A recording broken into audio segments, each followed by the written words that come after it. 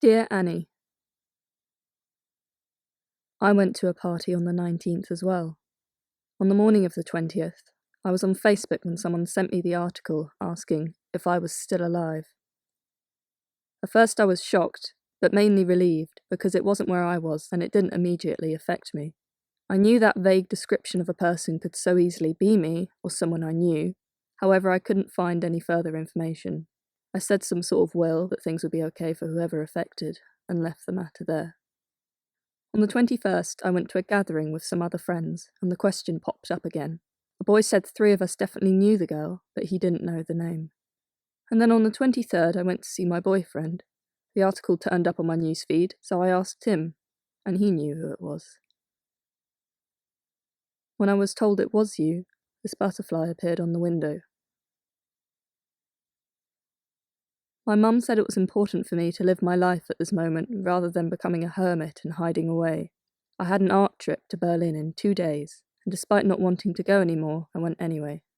I wasn't any fun, but I tried to show people around since I knew the city a little bit. The best thing we did was this graffiti workshop in this shifty old building, led by this guy who swore a lot and took us to the dodgiest parts of Berlin saying, "Don't worry, it's not hard to run from the drug addicts in this area." We ended up with these similar pieces of cardboard, which all held our own design. When I returned home, I wrote a letter to your family.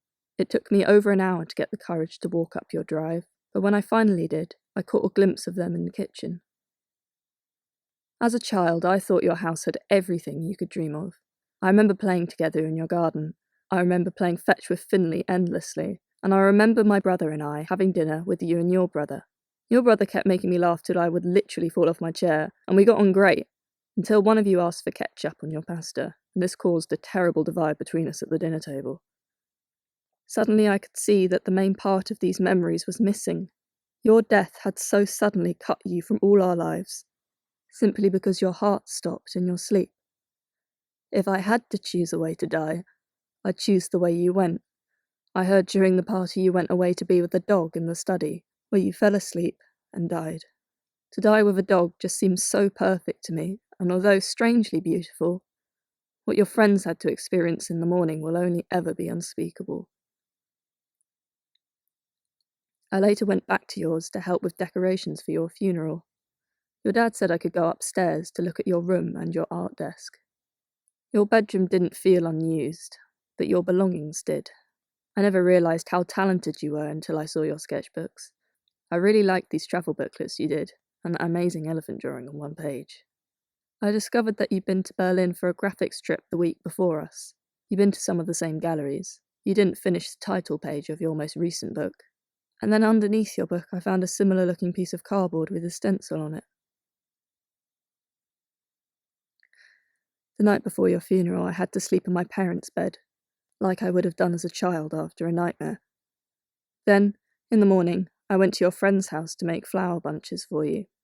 We added rosemary, for remembrance, and more flower crowns and other festival gear because of your love of music.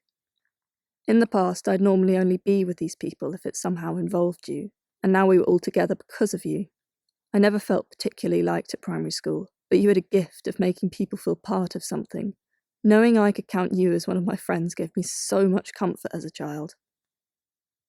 Your funeral was nice. I laughed at some parts and cried at others. Your friends were so brave to stand before you, and they said such beautiful things.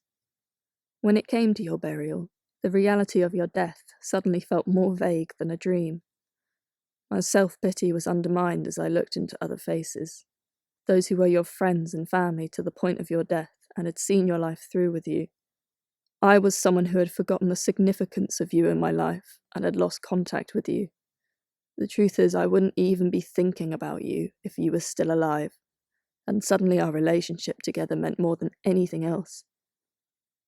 On the way out the cemetery, I saw an old friend, and after a period of silence I said I liked her trousers.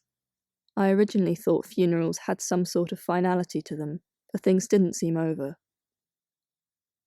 And although I didn't realise it whilst you were alive, I love you, and will always look back fondly on our time together. Thank you.